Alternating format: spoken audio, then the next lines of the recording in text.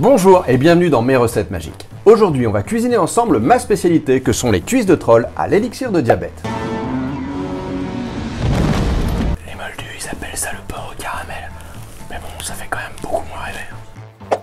Les ingrédients pour la recette du jour sont les suivants. De la viande de troll, de la cuisse bien préparée, ici pour l'accompagnement des verres de lucioles séchés, de la rognure d'ongles de géant, de l'eau pour la base de l'élixir, de l'huile pour la cuisson, du sang de vampire, de la raclure de bonbons et ma petite touche perso pour la déco, on verra ça au final. Petit détail à ne pas oublier pour l'eau de cuisson des verres, pensez à toujours prendre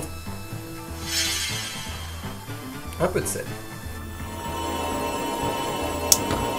Petite viande de troll, marinée, tu vois, ça c'est du troll adulte, plus de 3 ans. On peut attaquer la cuisson à la poêle. Pour la cuisson de la viande, attention, le troll, très important, 5 à 7 minutes long quand vous la mangerez, elle aura tout simplement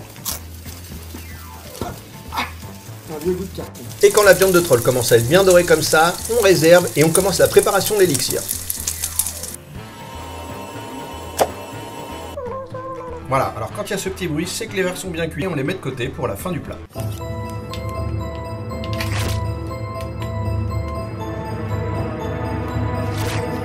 Maintenant, on passe à la phase gourmande, l'élixir de diabète. Pour ça, vous allez prendre de la raclure de bonbons. C'est du bonbon qui a été râpé. Vous mettez à peu près 30 grammes dans le fond de la poêle. Puis, vous rajoutez l'équivalent d'un bon gros verre d'eau. On décolle un peu les sucres qui sont au fond. Vous avez juste à mettre le feu à fond en dessous. Vous attendez que ça fasse des grosses bulles et que ça atteigne la bonne couleur. Et ça va être la phase gourmande de notre recette.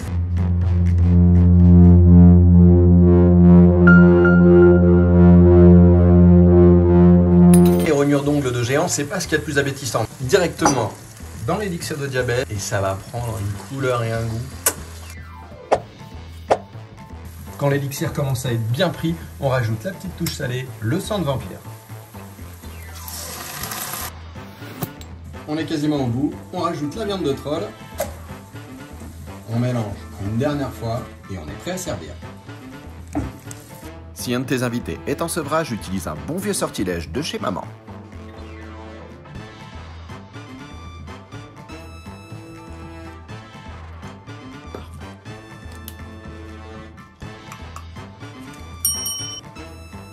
Et ça, c'est la petite touche perso dont je vous parlais au début, c'est de la graine d'apéro. Vous trouvez ça chez n'importe quel sorcier, vous les rajoutez à la fin sur votre plat, ça donnera un petit côté croquant. C'est tout simplement la première recette de la cuisse de troll à l'élixir de diabète. Et le petit secret bonus de cette recette, c'est qu'avec, en plus, vous n'allez pas faire de petites économies, mais de grosses économies.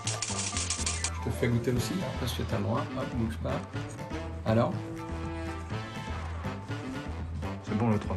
Ah, t'as vu, je t'avais dit. Hey, si tu as aimé la recette, lâche un petit pouce bleu, pense à t'abonner parce que ça fait toujours plaisir et active la cloche pour ne pas louper les prochaines recettes.